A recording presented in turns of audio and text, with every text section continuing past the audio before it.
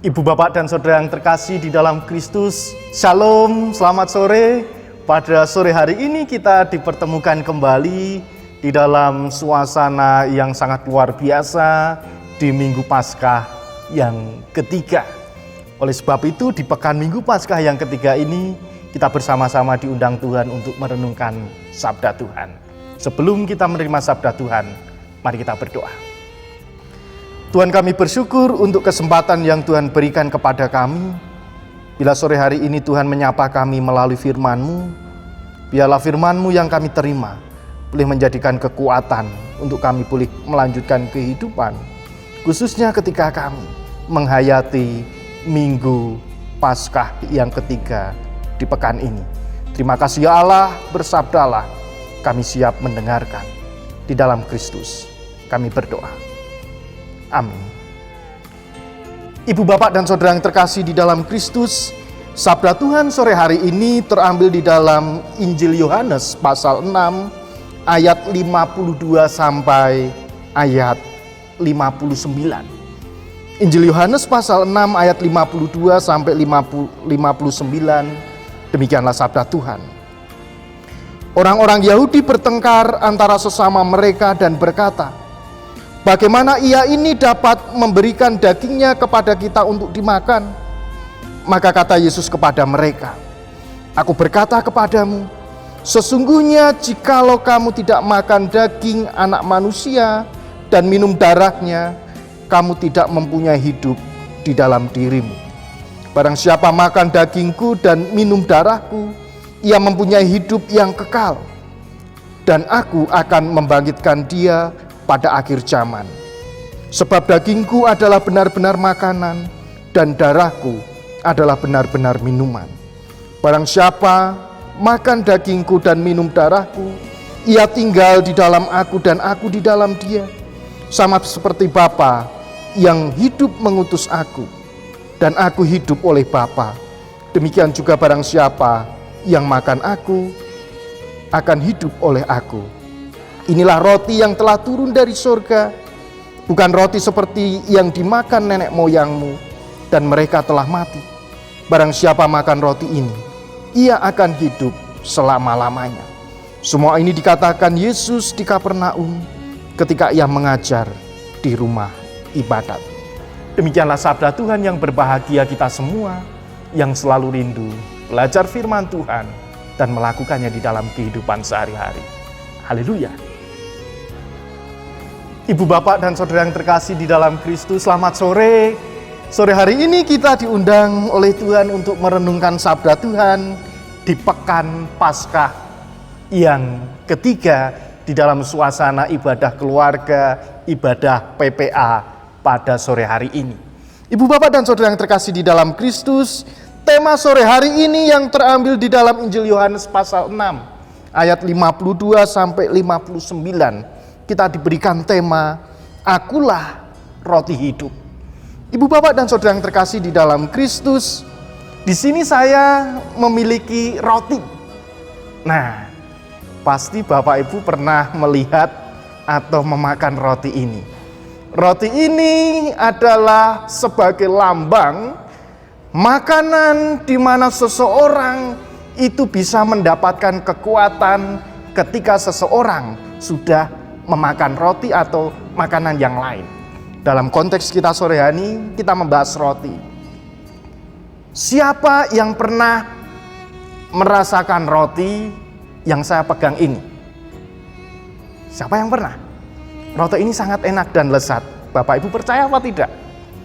Kalau tidak percaya, saya akan buktikan kalau roti ini enak dan lezat.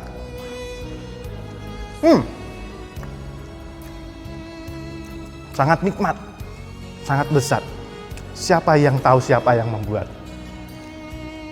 Saya meminta roti ini kepada Ibu Yusmiati. Nah, karena Bu Yusmiati sangat pandai sekali untuk membuat roti atau makanan yang lain. Nah, Ibu, Bapak, dan Saudara yang terkasih di dalam Kristus, membahas roti atau makanan. Tentu di dalam kehidupan kita sudah tidak asing lagi dengan roti atau makanan. Kita percaya bahwa makanan itu sesuatu yang penting buat kehidupan manusia. roti atau makanan itu adalah salah satu hal yang penting untuk kehidupan manusia. Kita tidak bisa membayangkan situasi dan kondisi tanpa makanan. Pasti manusia akan merasakan yang namanya kelaparan. Manusia akan merasakan yang namanya tubuhnya lemah. Ketika dia sudah lapar, tubuhnya lemah, maka manusia pasti akan jatuh sakit. Karena dia tidak mendapatkan kekuatan dari makanan atau tidak mendapatkan kekuatan dari roti. Nah, Ibu, Bapak, dan Saudara yang terkasih di dalam Kristus, apa yang dilakukan di dalam kehidupan kita ketika kita sudah lapar, kita sudah lemah, dan kita jatuh sakit, dan bisa dibayangkan seseorang itu juga bisa mengalami yang namanya peristiwa kematian.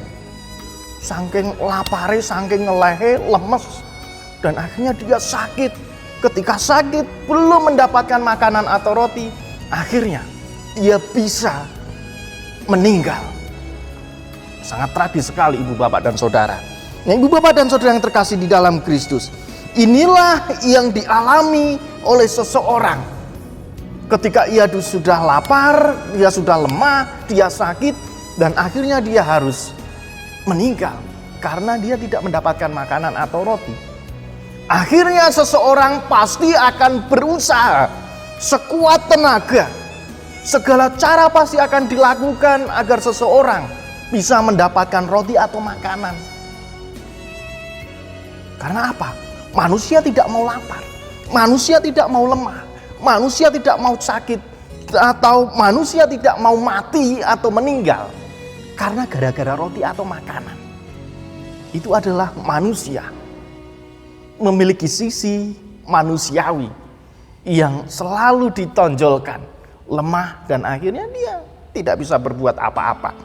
Ibu, Bapak, dan Saudara yang terkasih di dalam Kristus, seseorang ketika didorong dengan rasa lapar, dia lemah untuk mendapatkan makanan, bisa jadi seseorang tersebut melakukan tindakan yang mungkin tidak menyenangkan.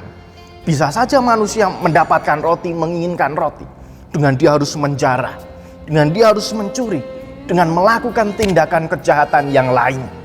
Bisa saja terjadi. Karena apa?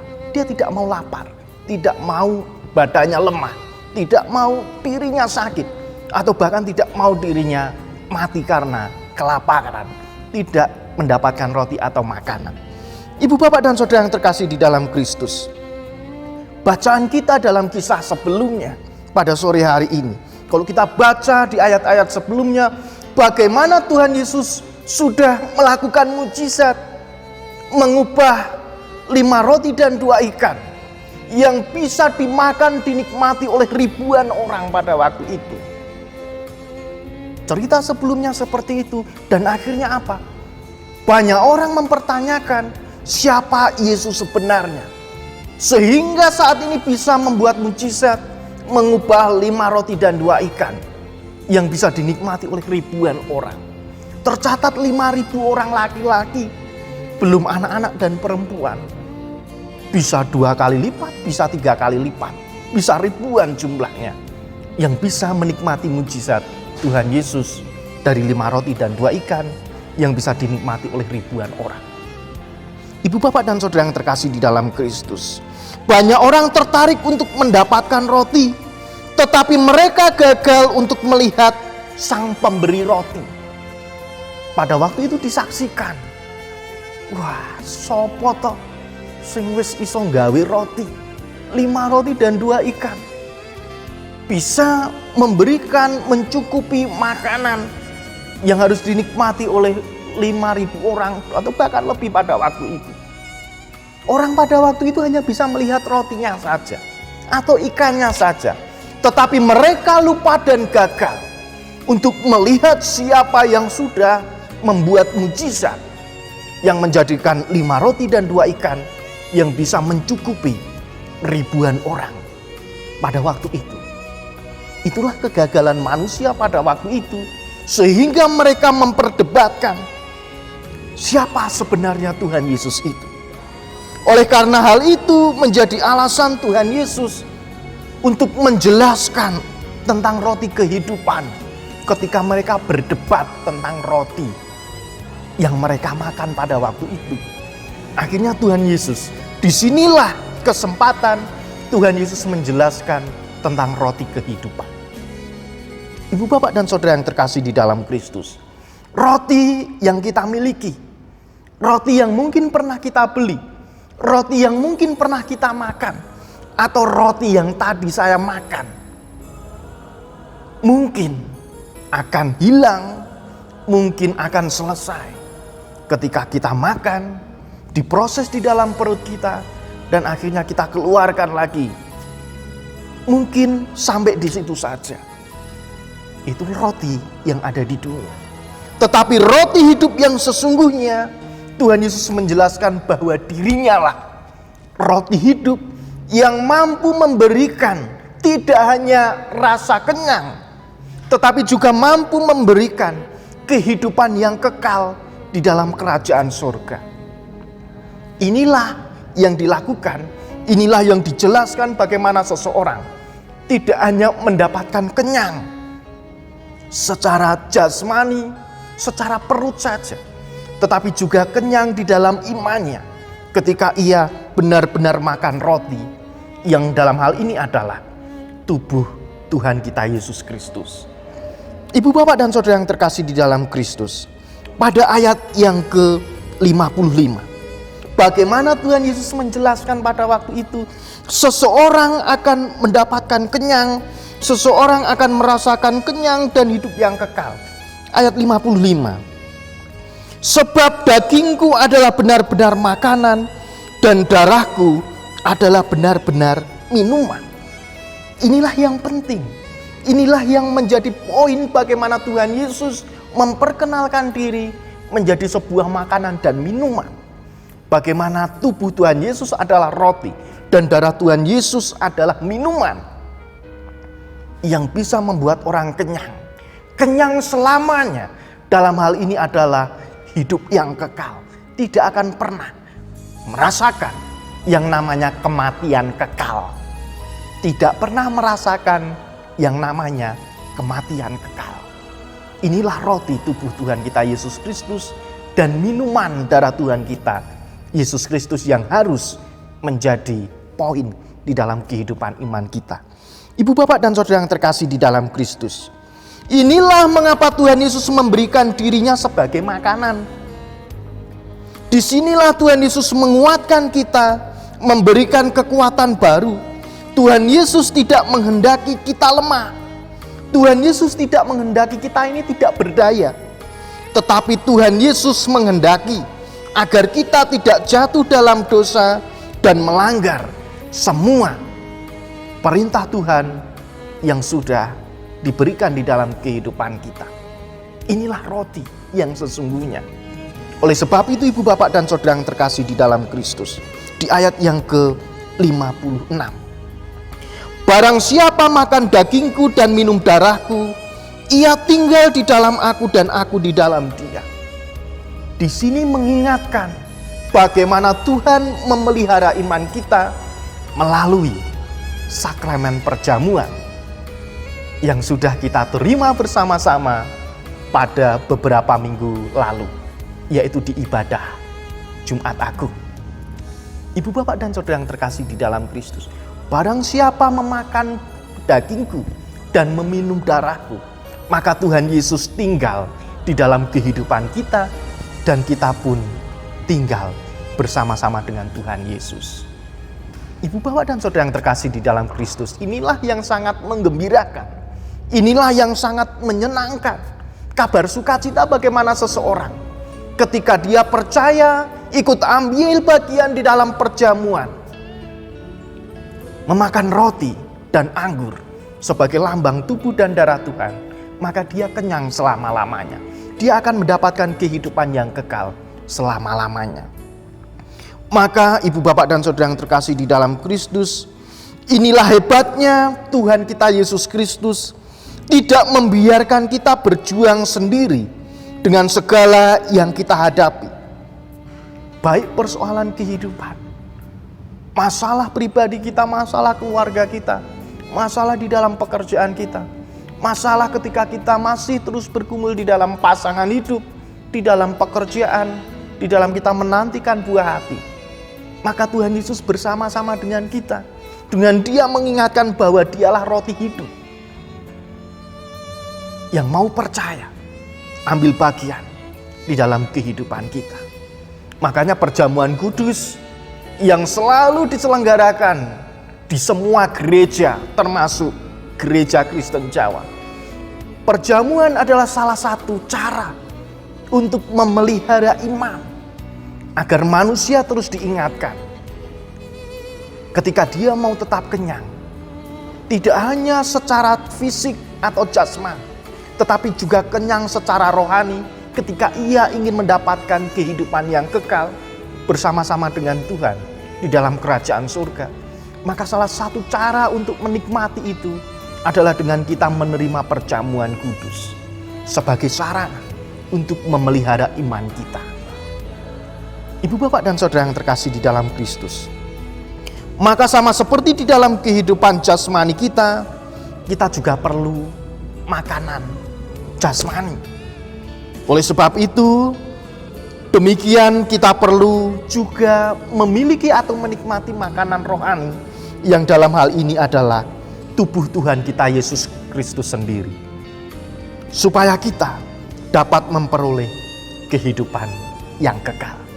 Ibu, bapak, dan saudara yang terkasih di dalam Kristus, yang terakhir, ini adalah poin penting yang akan terus kita ingat selama kita masih menjalani kehidupan, yaitu setiap kali kita menerima roti dan anggur dalam perayaan perjamuan kudus, setiap kali kita menerima roti dan anggur di dalam perayaan perjamuan kudus, maka kita selalu membayangkan Tuhan Yesus mengangkat roti dan bertanya kepada kita, maukah kau menjadi roti yang terpecah bagiku?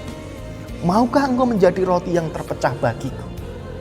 Yang selanjutnya, maukah engkau menjadi anggur yang tertumpah bagiku? Maukah engkau menjadi anggur yang tertumpah bagiku? Dan yang terakhir, maukah engkau menjadi saksi Kristus ketika kita menerima Injil, yaitu menjadi saksi Kristus di dalam kehidupan kita masing-masing. Oleh sebab itu, bapak dan saudara yang terkasih di dalam Kristus, roti secara fisik atau roti secara jasmani itu akan hilang begitu saja, tidak bisa kekal. Tidak ada yang abadi di dalam roti ini. Hanya beberapa waktu saja bisa memberikan rasa kenyang, rasa puas, kekuatan. Itu hanya sebentar saja, sesaat saja. Tidak ada yang abadi di sini. Tetapi roti hidup yang sebenarnya, yang mampu memberikan rasa kenyang selama-lamanya, yaitu Tuhan Yesus sendiri. Oleh sebab itu, percayalah kepada Tuhan, milikilah iman yang kuat. Mari kita menjaga iman dan keselamatan kita ketika kita menerima perjamuan yang adalah roti, lambang tubuh Tuhan kita Yesus Kristus, dan anggur yang merupakan lambang darah Tuhan kita Yesus Kristus. Selamat menghayati roti kehidupan di dalam kehidupan kita masing-masing. Selamat menghayati pekan Paskah yang ketiga bersama dengan keluarga kita masing-masing, dan kita percaya roti hidup selalu ada di dalam kehidupan kita. Roh Kudus menolong dan menuntun kita. Amin.